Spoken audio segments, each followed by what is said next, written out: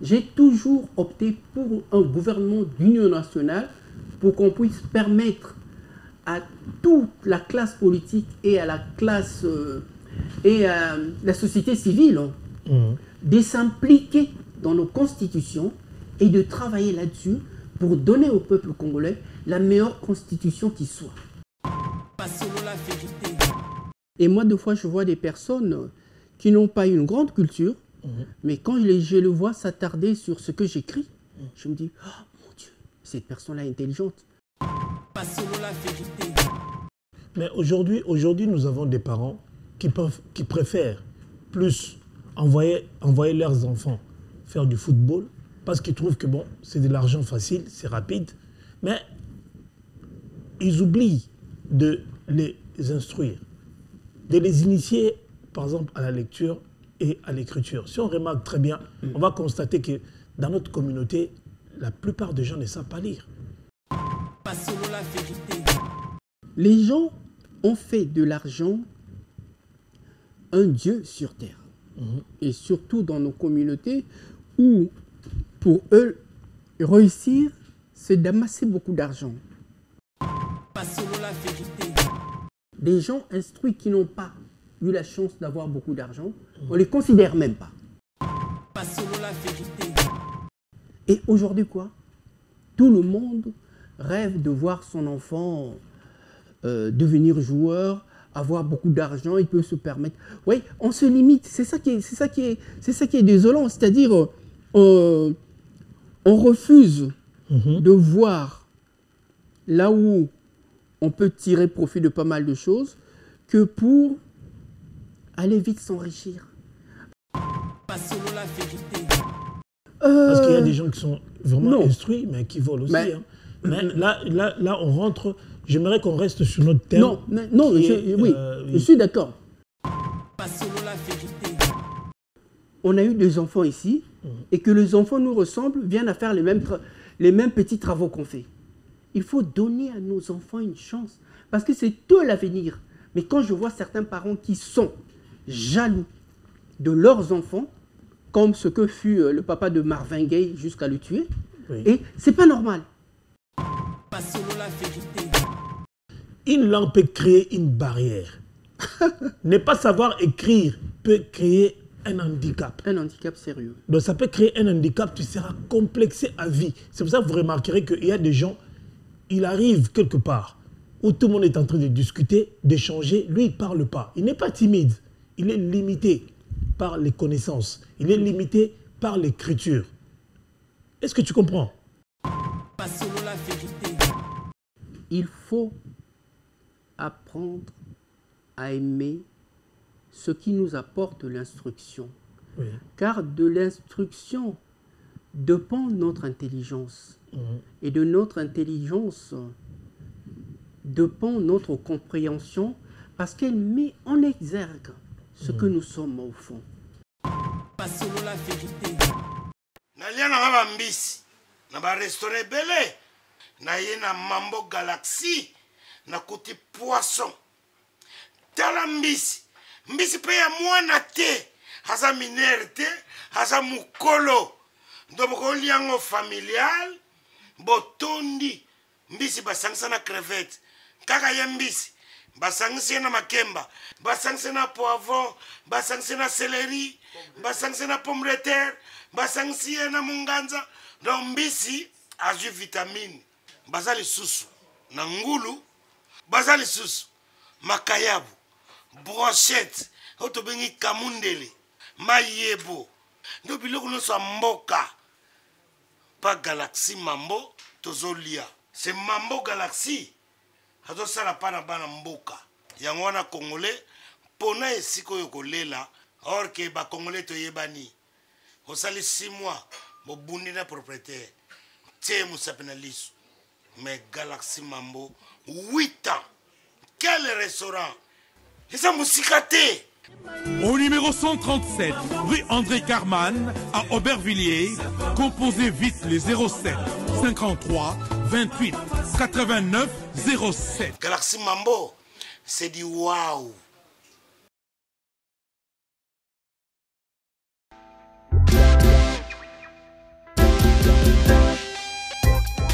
Service spécial covoiturage, Paris-Bruxelles-Paris. Voyagez confortablement de Paris à Bruxelles et vice-versa de Bruxelles à Paris dans de meilleures conditions. Jimmy Chimanga, porte de la Chapelle. Contactez le service covoiturage Jimmy Chimanga, Paris, porte de la Chapelle. Composez vite. Le plus 33 7 87 76 95 65. Pour toutes vos démarches, afin d'obtenir le passeport Yabanamboka à Bruxelles, dans un délai raisonnable, confiez-vous à Jimmy Chimanga, porte de la Chapelle. C'est sérieux et c'est efficace. Mesdames, Messieurs, bonjour, bienvenue, ravi de vous accueillir sur ces plateaux de À cœur ouvert. C'est Jerry Mukuna, votre présentateur d'aujourd'hui et de chaque jour. Je suis très heureux de vous recevoir encore une fois de plus pour parler de la culture. Alors, pour ce faire, je reçois un poète, un homme des lettres et aussi un analyste politicien généraliste, à l'occurrence M. Charles Christian Bipoudi, avec qui je vais essayer d'échanger par rapport à un sujet qui nous préoccupe. Parce que j'ai eu à faire une observation et j'ai remarqué que la lecture et l'écriture étaient proscrites de nos familles et également de notre communauté. Mais nous allons parler d'une manière générale. On ne parlera pas seulement à notre communauté, mais on va aller encore plus loin. Et sur ce plateau, je reçois M. Charles Christian Bipoudi, qui est, comme je vous l'ai dit, politicien, généraliste et analyste. Bonjour, M. Charles. Bonjour, cher Jerry. Alors, vos impressions par rapport à votre arrivée sur ce plateau, comment vous vous sentez? Qu'est-ce que vous pouvez me dire? Je me sens vraiment à mon aise et je pense que cela va s'en dire, donc cela va se ressentir. Voilà, donc, Monsieur Christian, je suis très heureux de vous recevoir aujourd'hui sur ce plateau. Mais avant de commencer, je ne pourrais jamais commencer cette émission sans dire un grand merci à mon réalisateur, notre réalisateur qui est Monsieur Guy Nosco. Vraiment, merci beaucoup à vous et merci également à Shadrach et également, j'ai dit un grand merci à Oudin Tionga qui est le parrain. Donc c'est lui qui a été le premier que j'ai reçu sur ces plateaux. David Matondo, Michel Wambombo, Fofo Biche et Patience en Belgique. Donc à René du côté Wallonie et sans oublier bien sûr c'est lui dont j'ai dit que il joue au tam-tam et moi je danse Miguel Niema. Voilà mon cher Charles, ça c'était pour introduire notre émission, mais notre sujet est tellement vaste aujourd'hui. Mais avant de commencer, oui. Présentez-vous, qui êtes-vous? Quel est votre parcours? Une petite histoire de M. Charles. Je n'en dirais que peu dans ce qui paraît long. Au fond, je dirais que je suis juste un mélange qui se fait passer là pour un pauvre diable, pour ne pas dire que je suis juste un fou joyeux qui n'a jamais été aussi furieux, mais bien plus curieux, fasciné et façonné par l'amour de son prochain. Cela montre à quel point j'aime tant ce monde. Et j'aime effectivement, j'aime tout embrasser sans tout embraser. Ok. Tout embrasser sans tout embraser. Oui. Ah, ça c'est... Et c'est vrai que je suis réputé pour ce que l'on me dit souvent, pour mon écriture et pour ma réflexion. Ben, en fait oui. Charles, oui. Charles a commencé... Hein, quand est-ce que Charles a débuté hein, parce qu'aujourd'hui, on voit Charles Christian, mais on ne connaît pas vraiment la personne. C'est pour ça que j'aimerais vraiment que tu puisses nous... Sois un peu plus clair, s'il te plaît, Charles. Jerry, Poète, politicien, qui Jerry, êtes-vous? je sais que je suis là embarqué dans ton vaisseau, mais ton vaisseau se dirige vers des univers inconnus qui me représentent.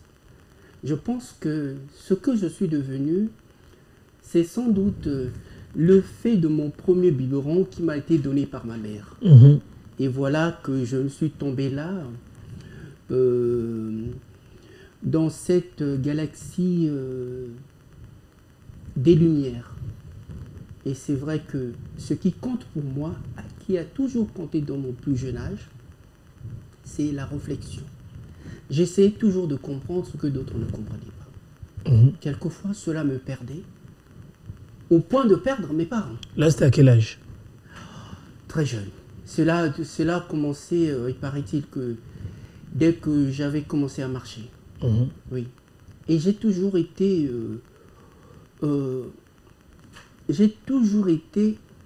en dehors de ce qu'on pouvait attendre de moi. Et je n'arrive pas à concevoir, à intégrer ce que tout le monde intègre aussi facilement. Pour moi, j'essaie d'abord de comprendre. C'est pour ça que je suis arrivé, dès mon plus bas âge, j'étais déjà arrivé à un niveau où j'étais incapable de juger qui que ce soit sans avoir à discuter avec la personne. Comme on dit, juger, ce n'est pas comprendre. Si on comprenait, on ne jugerait pas. Mhm. Tu vois. Donc tout est parti de là. Parce que souvent les gens, quand ils découvrent, ils croient que, bon, cela c'était un effet du hasard. Non, ce n'est pas un effet du hasard. Mhm. C'est vraiment l'homme dans toute son entièreté, dans tout ce qu'il est. Parce que moi, la seule aventure qui me plaît, c'est de me sentir perdu dans un monde où je suis entouré des gens, Mhm. mais qui ne me voient pas.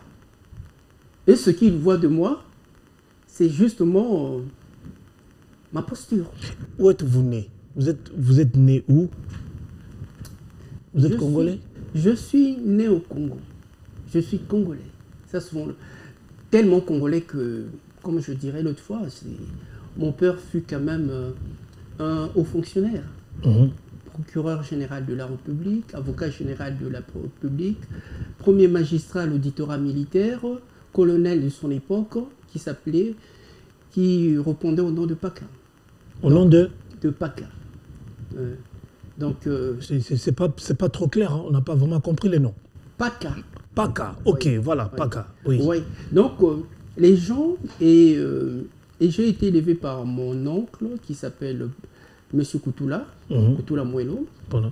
et nous habitons juste en face de l'Institut pédagogique national de l'IPEN. Ouais. Donc, quand vous mettez devant l'IPEN, en face, c'était nous. Vous avez des sœurs, des frères qui sont vivants ou bien... Oui, j'ai des sœurs et des frères qui sont Il y a une là. fratrie quand même, il y a une fratrie. Vous êtes... Oui, il y a des juristes, il y a des médecins. Ouais. Et Et moi, vous êtes quantième de votre fratrie? moi, je suis parmi les premiers. Donc vous êtes l'aîné. Cela pourrait s'en dire. Voilà, donc après, marié, tout ça. Ouais, j'ai une femme merveilleuse. Mhm. J'ai un enfant qui fait mon bonheur parce que Elle s'appelle comment? elle s'appelle Michaela, Mhm. mais elle a encore 7 fois plus dangereux que moi. Elle a quel âge maintenant? Elle a 15 ans. Ouais. Je préfère qu'elle reste encore dans...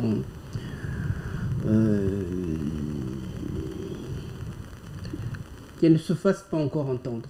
Bon, avant d'introduire notre émission, Oui. bon, là, je reviens un peu hein, du côté politicien. Oui. Comment est-ce que vous appréhendez cette investiture du gouvernement Soumino à Judith? Qu'est-ce que vous dites rapidement par rapport à cela? Par rapport à ça, vous savez, on est habitué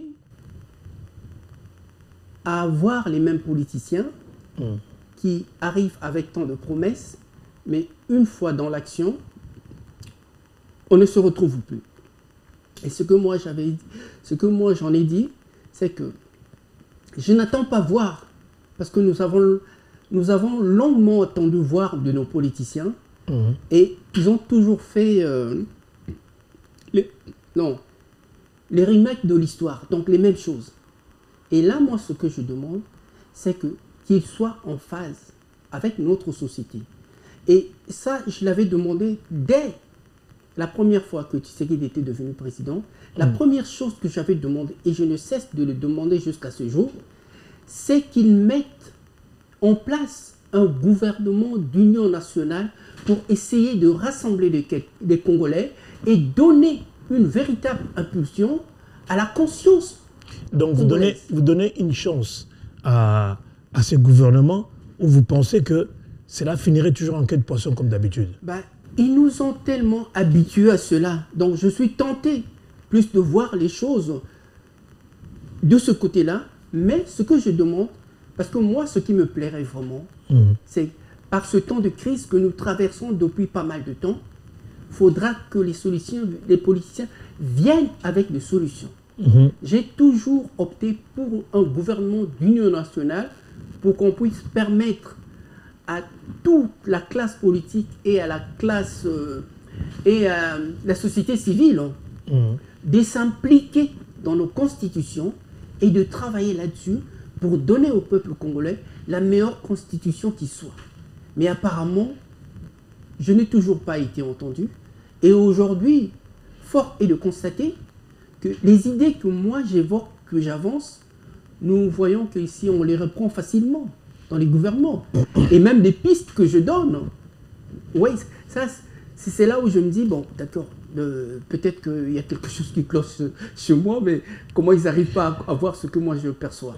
Voilà, donc aujourd'hui, je sais que vous êtes aussi, comme je l'ai dit, analyste, politicien, généraliste, mais je vous reçois aujourd'hui comme un homme de lettres. Je vous reçois comme poète. Je ne sais pas dans quoi vous vous sentirez plus à l'aise.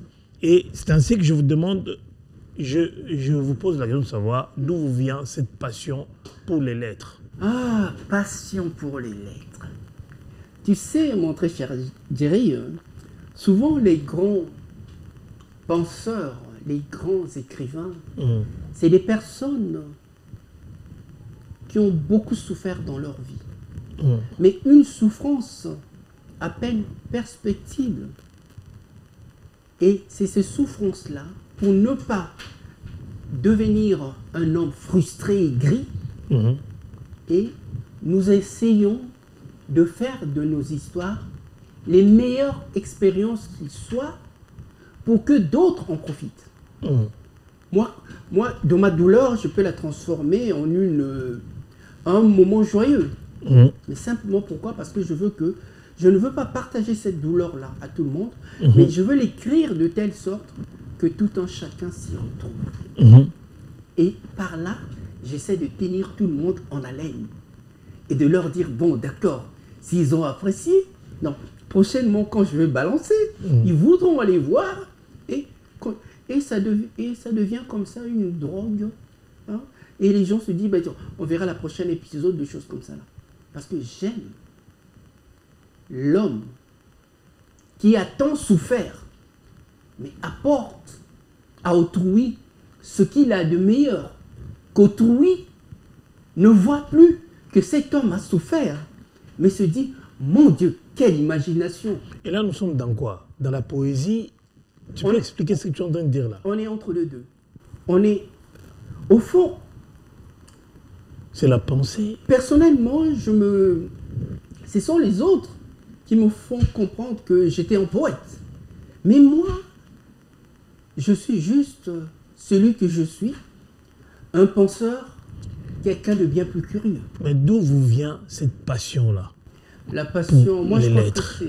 Parce que là, si je lis quelque chose, rapidement, je vais lire parce que ça me fait plaisir. Bon, les lettres, parfois aussi appelées humanité, sont les disciplines académiques d'études de la condition humaine par des méthodes analytiques, critiques ou spéculatives, les distinguant des approches empiriques des sciences naturelles et sociales. Elles incluent par convention la littérature, la philosophie, et puis c'est la chute, l'histoire et la linguistique appartiennent également au champ des sciences sociales, ce qui conduit parfois à assimiler le lettre à ces dernières au sein des sciences humaines et sociales. Tu ne trouves pas que c'est fantastique quand on lit des choses pareilles? Où te retrouves-tu du côté social, humain? Non, je préfère dire humain pour ne pas me perdre dans les fonds de ce qui pourrait me défaire.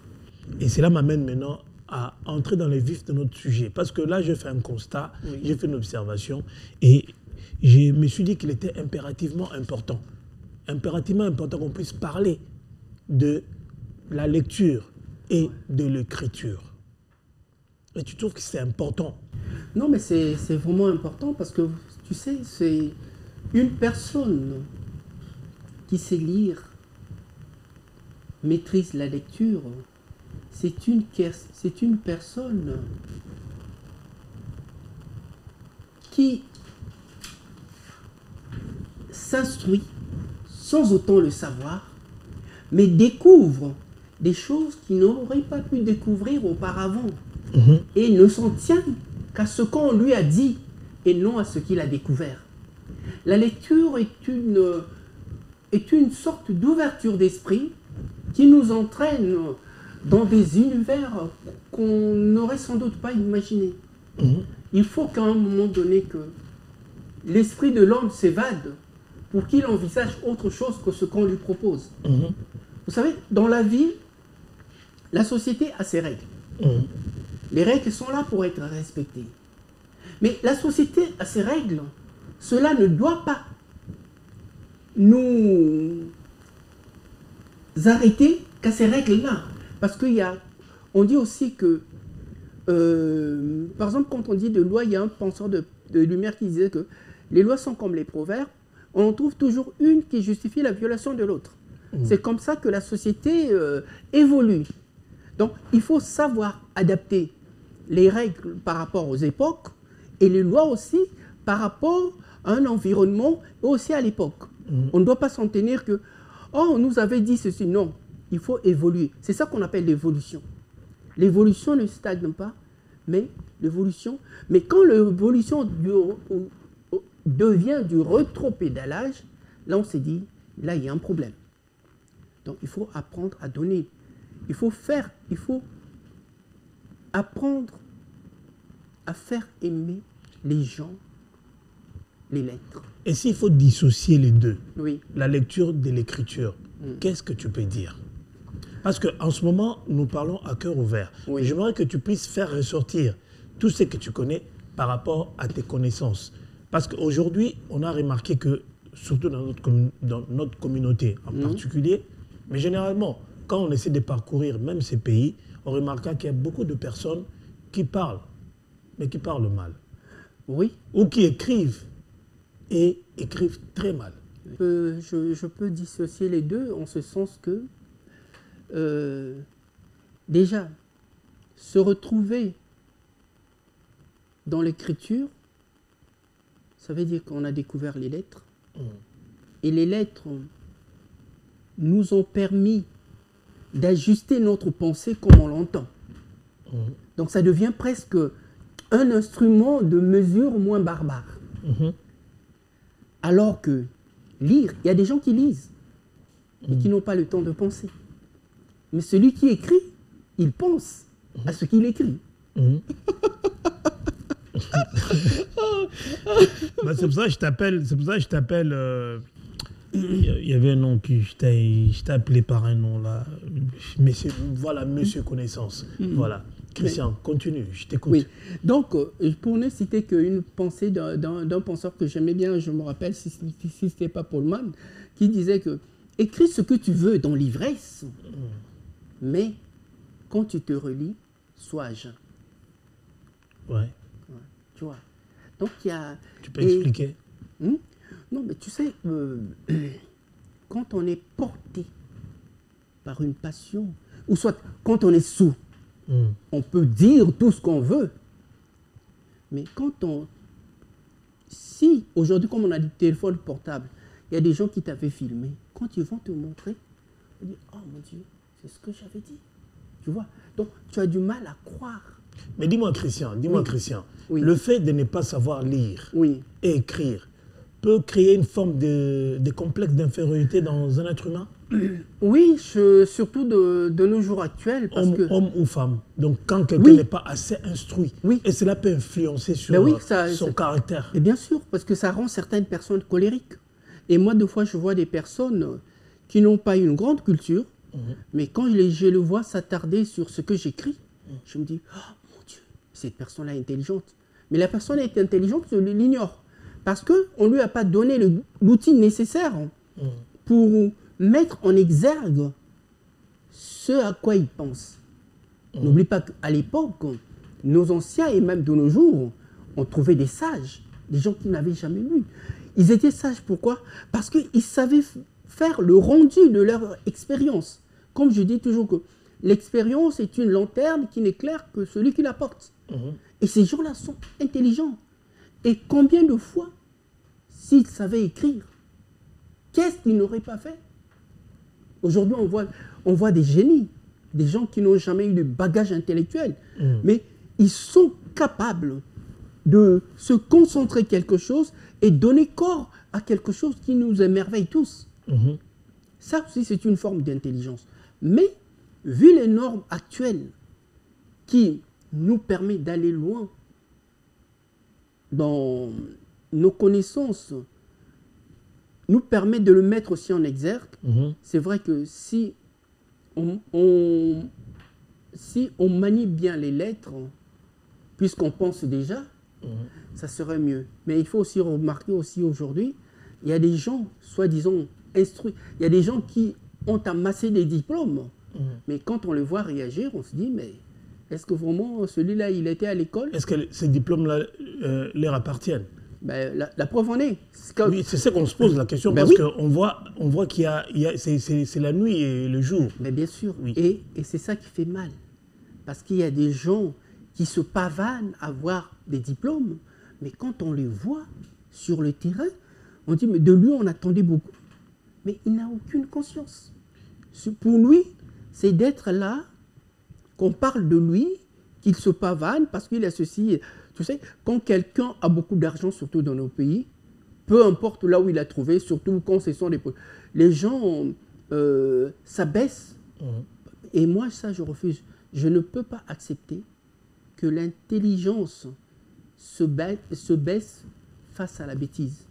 Mais aujourd'hui, nous avons des parents qui préfèrent plus envoyer leurs enfants faire du football parce qu'ils trouvent que bon, c'est de l'argent facile, c'est rapide, mais ils oublient de les instruire, de les initier, par exemple, à la lecture et à l'écriture. Si on remarque très bien, on va constater que dans notre communauté, la plupart des gens ne savent pas lire, ils ne savent pas écrire. Oui, mais... Que faudrait-il faire pour que cela puisse revenir? Bon, parlons du fait de ton exemple, tu l'as si bien dit. Les gens ont fait de l'argent un dieu sur terre. Et surtout dans nos communautés où, pour eux, réussir, c'est d'amasser beaucoup d'argent. Donc, à la place de s'instruire, ils privilégient d'abord quoi? L'argent. Ce qui fait que, déjà là, il y a quelque chose qui ne colle pas. Parce il y a anguille sous roche. Il y a anguille sous roche, bien sûr. Ouais. Parce que si on commence à considérer l'argent est plus important que tout le reste, vous verrez même que dans ces familles-là, des gens instruits qui n'ont pas eu la chance d'avoir beaucoup d'argent, on ne les considère même pas. Alors que c'est des gens qui sont les plus importants au travers des valeurs qu'ils représentent. Et aujourd'hui, quoi? Tout le monde rêve de voir son enfant devenir joueur, avoir beaucoup d'argent, il peut se permettre... Oui, on se limite, c'est ça qui est désolant, c'est-à-dire on refuse de voir là où on peut tirer profit de pas mal de choses que pour aller vite s'enrichir. Parce qu'aujourd'hui, les gens jugent l'importance des gens qu'à travers... C'est qu'ils ont, le matériel. À travers ce matériel. C'est là où aussi le mal blesse, c'est-à-dire le capitalisme tel qu'il nous est présenté aujourd'hui pourrit l'âme de l'homme. Oui. Ne permet pas à l'homme de voir plus loin. La preuve en est, moi je vais prendre dans nos pays, souvent ceux qui deviennent riches, ce sont deux types de personnes. Bon, le troisième, je vais faire les politiciens. Parce que quand ils arrivent au pouvoir, quelques mois après, ils s'enrichissent. Ils piquent l'argent de gauche à droite. L'argent des contribuables, cet argent-là qu'on aurait pu mettre au service de ceux qui travaillent, ceux qui produisent le travail, on sacrifie ces personnes-là pour ses propres besoins. Penses-tu que ce genre de comportement, c'est dû au manque d'instruction?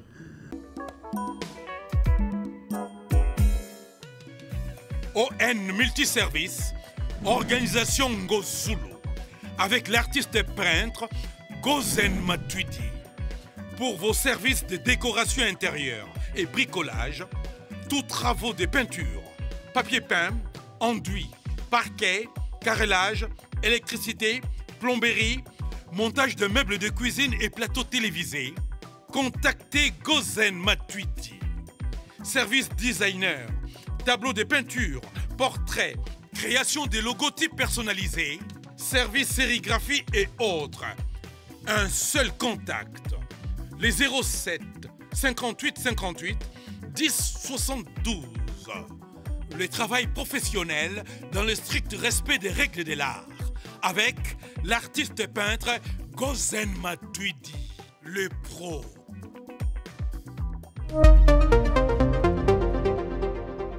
Parce qu'il y a des gens qui sont vraiment instruits, mais qui volent aussi. Mais, hein.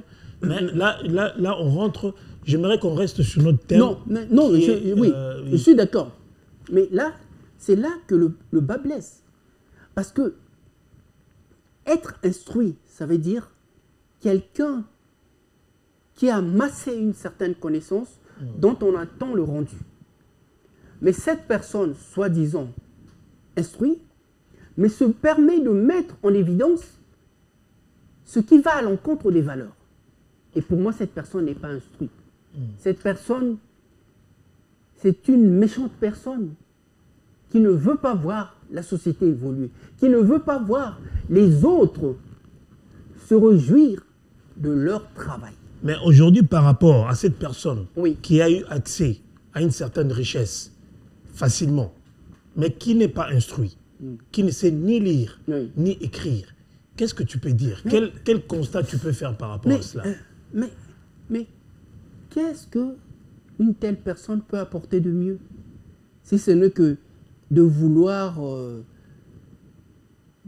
mettre en avant, de vouloir se faire passer pour quelqu'un de riche, quelqu'un qui a tout, quelqu'un, ou d'autres même disent, vous voyez, j'ai pas beaucoup appris, mais bon, je fais de la politique, je me suis enrichi. C'est-à-dire, ils n'ont même, au fond, ils n'ont pas de valeur. Ils n'ont même pas honte d'exhiber leur richesse qui vient de la souffrance et de la sueur des autres. Tu vois un peu le niveau de conscience? C'est là.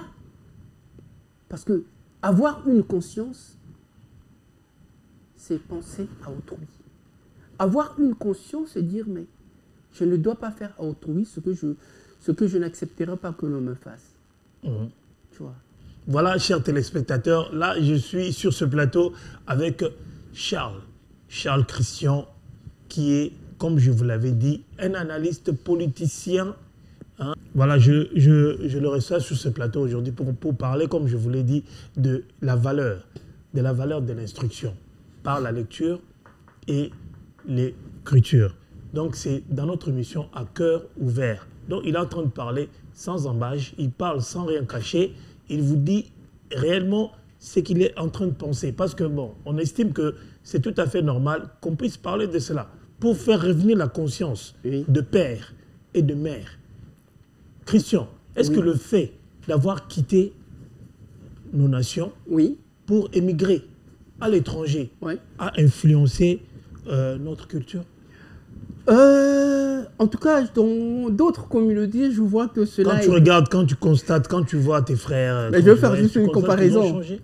Ils ont appris quelque chose? Non, mon constat, c'est que dans d'autres communautés, on a vu ce que la diaspora a apporté. Et souvent, ce sont des diasporas qui ont construit les pays aujourd'hui. Et dans la plupart, on prend le cas de la Corée, de la Chine, du Japon, de certains pays d'Asie du Sud-Est, en tout cas, et de certains pays d'Europe. Mais chez nous, on a l'impression que les gens ont stagné, c'est-à-dire, ils quittent le pays pour venir ici, et ils se retrouvent toujours dans le même milieu, avec les mêmes habitudes. Mais quand est-ce qu'ils auront le temps d'apprendre à tirer profit de la société où ils sont? Il faut...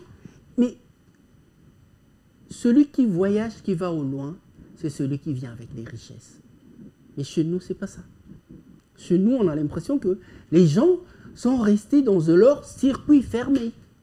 C'est vraiment un circuit fermé. Et qu'est-ce qu'ils peuvent apporter d'autre? Si déjà le fait qu'ils sont allés à l'étranger, ils ont évolué à l'étranger, et on se rend compte que leur modèle, c'est toujours ceux qui sont au pays, les politiciens, qui ne leur apportent pas grand-chose, et certaines personnes. Quand on voyage, il faut rentrer avec un bagage. Mais pourquoi est-ce que nos ressortissants, lorsqu'ils arrivent, la plupart n'arrivent pas à s'adapter ou à s'intégrer, à parler la langue du pays dans lequel ils se trouvent? Pourquoi ils n'arrivent pas? On est en France, on parle français. C'est pour ça, d'ailleurs, on est en train de parler de... Parce que lorsqu'on fait une lecture, je sais que si on parle de la France, on fera la lecture en français. Mais si on est au Congo, on peut faire la lecture à Kikongo. Bien sûr. On peut faire la lecture en Chiluba. Bien sûr. Dans n'importe quelle langue. Bien sûr. Mais ça nécessite une certaine connaissance. Bien sûr. Parce que si tu ne sais pas déjà mettre les lettres en ordre, pour en faire une lecture, tu ne comprendras jamais c'est quoi la lecture. Et puis si tu ne sais pas mettre en ordre tes verbes, la conjugaison, tout et tout, tu ne sauras pas écrire correctement. Oui. Mais... Pourquoi est-ce qu'on n'arrive pas à nous intégrer, à parler correctement les langues? Déjà, nos langues maternelles, on n'arrive pas à le parler. Bon, quelle est la problématique qu'il y a est-ce que je peux expliquer quelque chose? Oui, vas-y. Qui va nous aider? Vas-y. Je prends proprement dit, là vraiment, et je demande aux chers téléspectateurs et auditeurs de m'excuser un peu. Je vais prendre un peu notre cas particulier du Congo. Voilà comment moi je résume les choses. Cette minorité qui est devenue visible ici à l'Occident, qui nous pose autant de problèmes, s'explique par une chose. Exemple. À l'époque, quand nous étions encore très jeunes au Congo, qu'est-ce qui passait? Il y avait les gens qui quittaient Massina, Matete, Lemba et partout là, qui venaient travailler en ville. Ils travaillaient un peu... C'était des banlieusards, c'est ça? Des banlieusards qui venaient. On les voyait en plus le matin quand ils allaient, ou soit quand ils prenaient le train, genre Fula-Fula. Et ces gens-là... Le Fula-Fula, c'était un gros camion de transport. Oui, mais il y avait aussi nos trains là qui passaient. Voilà. Et qu'est-ce qui se passait? Ces gens-là quittaient la banlieue pour venir travailler en ville. Suivez-moi très bien. Vous allez comprendre ce triangle. Et ils travaillaient chez des hommes riches, qu'on appelait des patrons. Et ces gens-là, l'aéroport se trouve où? En dehors de Massina, Kimbanseke, et par là, l'aéroport de Ndjili. Oui, l'aéroport de Ndjili, oui. Et qu'est-ce qui se passait là? On avait la voie principale qui allait juste là-bas. À chaque fois que nos dirigeants voyageaient, ils passaient là avec leur Mercedes et leurs femmes, c'était toujours avec des BMW. Je sais de quoi je parle. Et ils roulaient carrosse, quoi. Oui, ils roulaient carrosse. Et même leurs enfants, quand ils allaient, et les enfants de ces personnes de banlieue qui venaient travailler, vous voyez toujours C'est va-et-vient, oui. Et c'est va-et-vient. Et ça commençait à leur donner des idées. Comme il y avait le Madé Swabana, ils ont commencé à essayer d'influencer un peu. Non, les gens ont commencé à l'aéroport à leur proposer s'ils voulaient monter en Europe. Et ces gens-là, qu'est-ce qu'ils ont fait? C'est par là que tout a commencé. Et quand ils venaient ici à l'époque, on disait Bananjili, Banamatete, des choses comme ça. C'était les premiers qui étaient arrivés ici. Les enfants de ces personnes-là. Et quand ils sont arrivés ici, ils ont amené toute une communauté à eux. Donc ils avaient trouvé le filon pour faire monter les autres, et ça venait. Et quand ils étaient arrivés ici, qu'est-ce qu'on avait constaté avant? Regarde seulement les Congolais. La première des choses, quand ils achetaient une voiture, c'était une Mercedes ou une BMW. Pourquoi? Pour ressembler aux anciens moboutistes. Mercedes, BMW.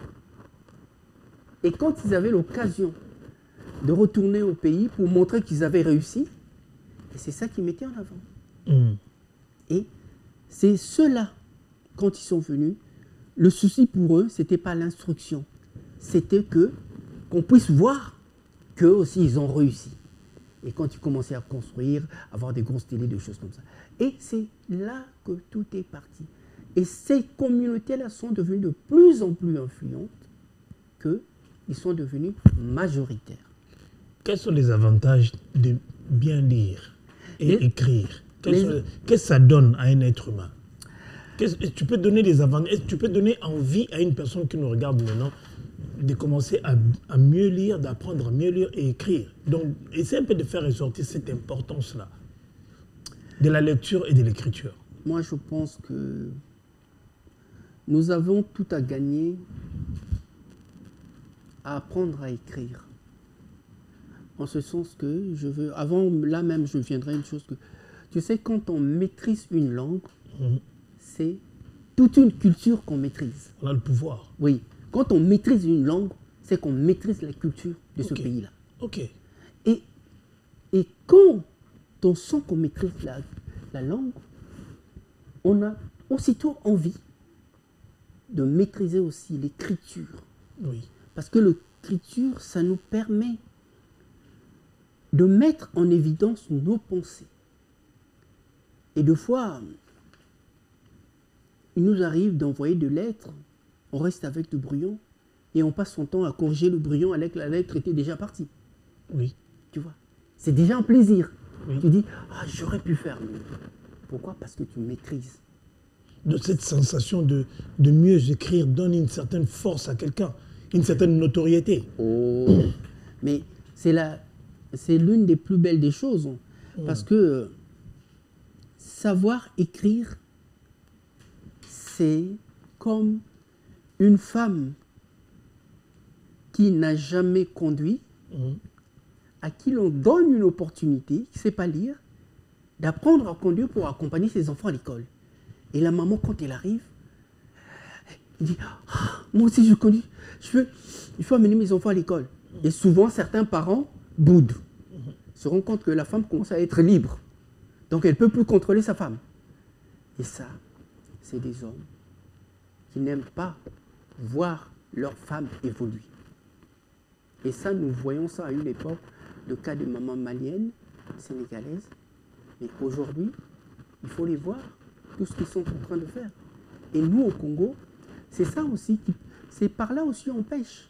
Parce qu'on ne sait pas que si l'autre sait faire ce que l'on fait, du jour où on sera en difficulté, le fera à notre place.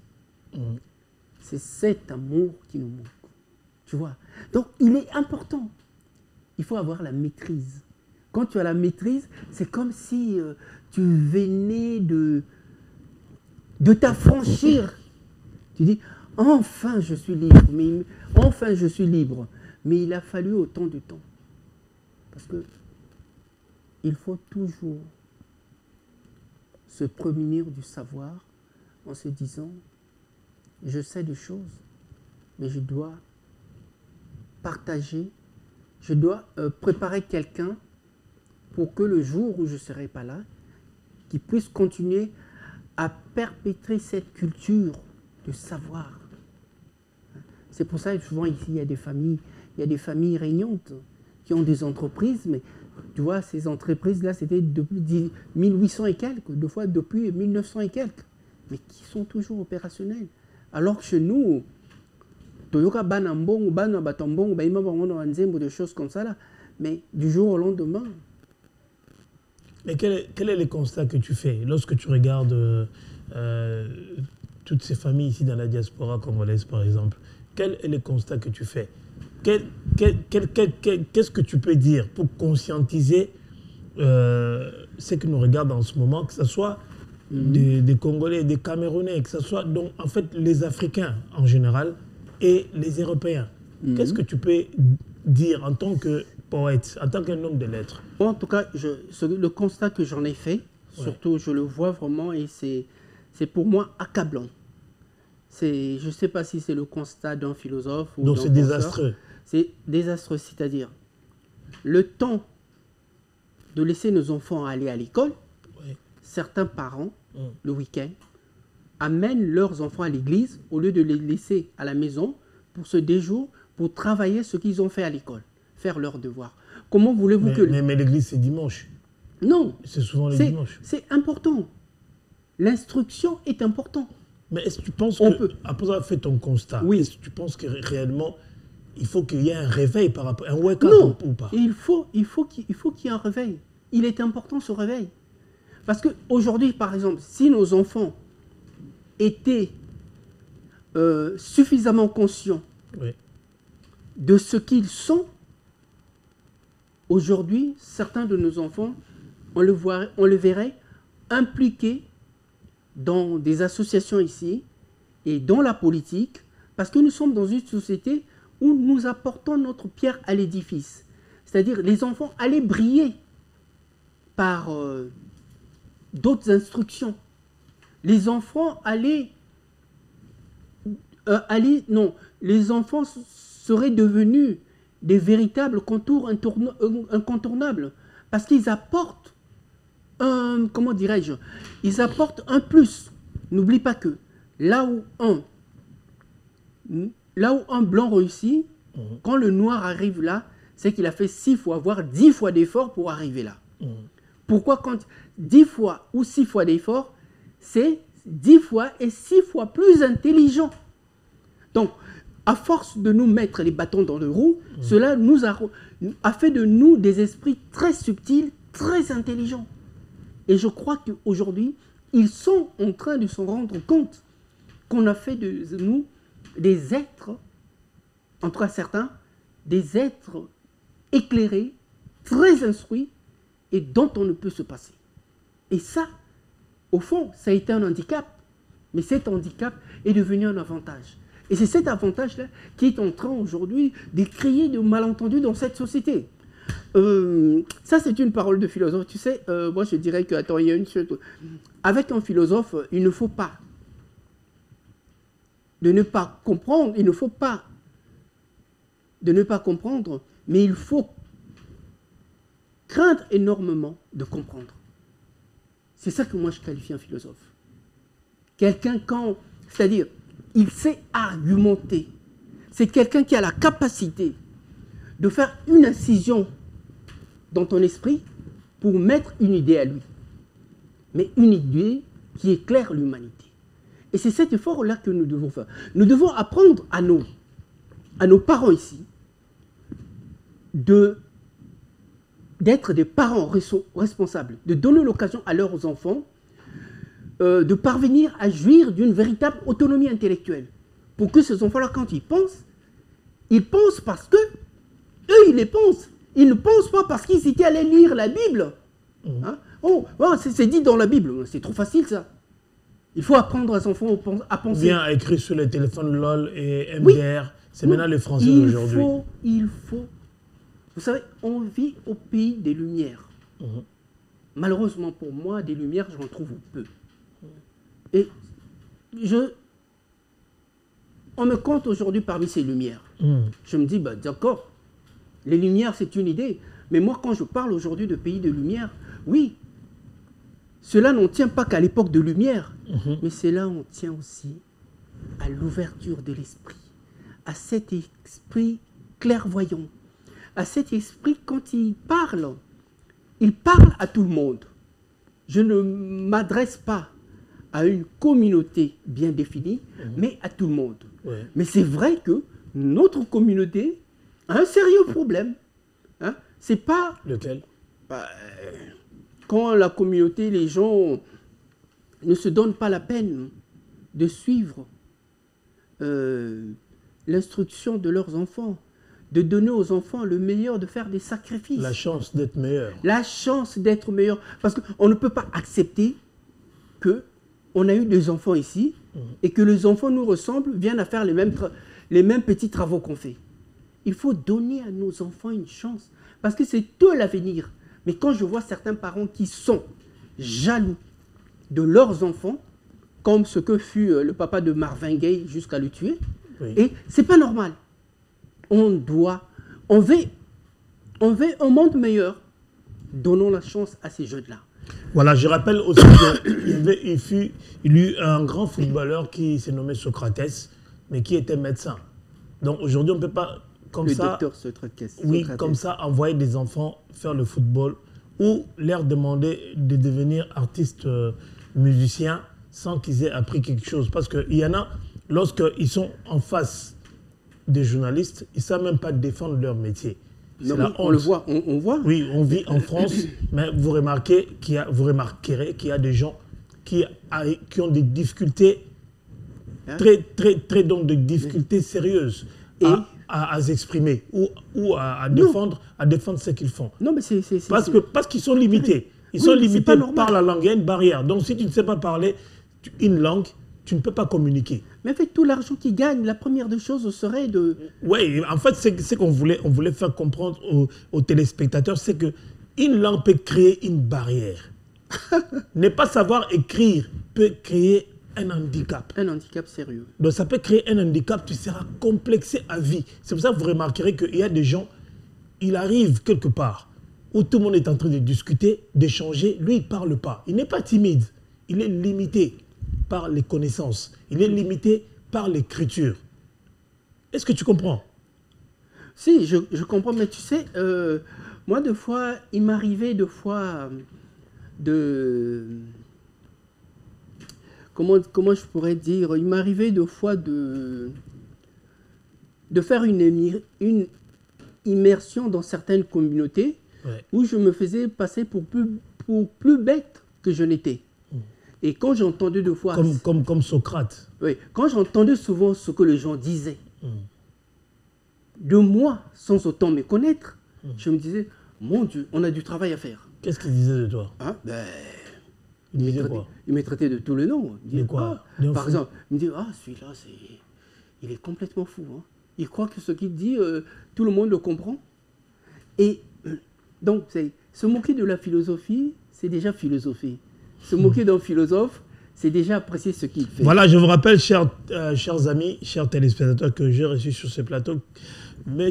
Charles Christian Bipoudi, qui est analyste, politicien, généraliste et aussi poète de sa nation. Est-ce que tu as un petit poème à nous lire? Parce que là, nous sommes pratiquement arrivés à la fin de notre émission. Je ne sais pas si j'ai un poème à lire. Je vais d'abord te faire part de cette phrase. Ou une pensée, ou une bonne pensée que tu peux... Je vais déjà te faire part de te lire cette bonne pensée. Ouais. En plus, j'ajouterai quelque chose. On dit que la philosophie ainsi que la médecine a beaucoup de drogues, très peu de bons remèdes et presque point de spécificité. Moi, je dirais que il faut apprendre à aimer ce qui nous apporte l'instruction. Oui. Car de l'instruction dépend notre intelligence. Et de notre intelligence dépend notre compréhension parce qu'elle met en exergue ce que nous sommes au fond. Donc l'homme doit non seulement... On ne peut pas aimer l'autre si on ne s'aime pas soi-même. Celui qui s'aime ne peut que s'aimer.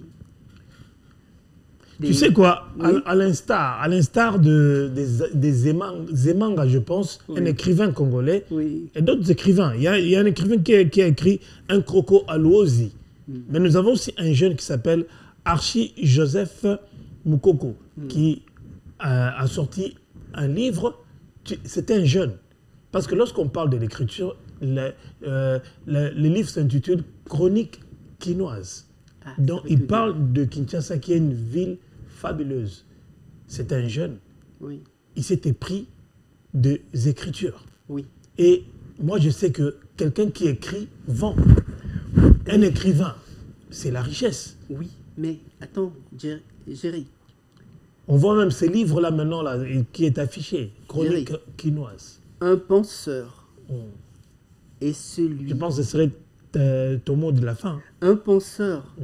c'est celui qui fait tant aimer les autres par son approche sociétale. C'est quelqu'un qui nous fait rêver, qui nous fait tout oublier pour voir et envisager le monde autrement. Voilà. Ici, il y avait des réformes à faire dans notre pays par rapport à l'éducation, Ah, mais par rapport à ce qu'on est en train de dire, qu'est-ce qu'on pourrait faire rapidement. S'il y avait des réformes... Pour le gouvernement actuel, qu'est-ce qu'il pourrait faire? Là, il y aura beaucoup de choses à faire. Ce que je veux leur demander, avant de se lancer là-dedans, il faut apprendre à recruter, pas des enseignants, mais des éducateurs. Éducateurs. Il faut remettre, il faut actualiser Oui. Les connaissances Oui. de notre jeunesse. C'est pour ça que je dis... L'écriture et la C'est lecture. pour ça que je dis, il nous faut des bons éducateurs. On entend par éducateur quelqu'un qui est conscient de ce qu'il peut apporter à une corporation. Et ça, nous en avons besoin. Déjà, nous, on le fait. Parce que peut-être que personne ne l'a remarqué. Mais nous, on a remarqué. C'est pour ça qu'on s'est dit, bon, Christian, Jerry, mettons-nous sur un plateau, parlons de la lecture et de l'écriture. Mais tu sais que Jerry, moi, je suis souvent inconscient de ce que je fais. Comme je te disais tout à l'heure, je disais que j'apprends à me découvrir à travers les yeux de l'autre. Parce que moi, je ne suis pas conscient. Donc, quand je me vois à travers l'autre, je me dis, ah bon, c'est ce que je suis. Alors, autant mieux que je continue. Quel est ton mot de la fin? Mon Avant mot de qu'on la puisse fin. clore définitivement. Non. Comme disait Mitterrand, Yaltaï est terminé. Ouais. Moi, je crois que apprenez à nous écouter et vous finirez par aimer ce que l'on dit. Merci Charles Christian Bipoudi. Merci d'avoir accepté mon invitation. Merci d'être venu sur ce plateau de À cœur ouvert, qui est ton émission. Et je sais que ce n'est pas la dernière. Mais tu ne m'as pas passé sur le billard, hein, j'espère. Hein? Non, pas du tout. À cœur ouvert. Aujourd'hui, je t'ai laissé t'exprimer comme il fallait. Et je pense que nos chers téléspectateurs ont compris notre souci. Parce que notre souci, c'est de vous éclairer. Et lorsque vous êtes éclairés, ça nous fait du bien. Merci à Miguel Niema. Merci à Guinosco qui était à la réalisation. Merci à Shadrach également. Merci à Higuette. Miss Higuette, je pense. Merci à toi parce que tu fais bien ton travail. Merci à tous les collègues, les pasteurs qui est ici, à tout le monde qui prend des émissions sur ces plateaux. Et je dis un grand merci également à Willy Ntionga qui est le parrain de cette émission. Et David Matondo, mon commandant, David Matondo, à Michel Wamombo qui est à Londres et également à Fofo Beach, sans oublier Patience qui est en Wallonie, en Belgique, à Rennes. Chers amis, chers téléspectateurs, ça a été un réel plaisir de me retrouver encore une fois de plus dans vos maisons pour vous présenter votre émission À cœur ouvert. On se retrouve prochainement pour un autre numéro aussi passionnant. Bye.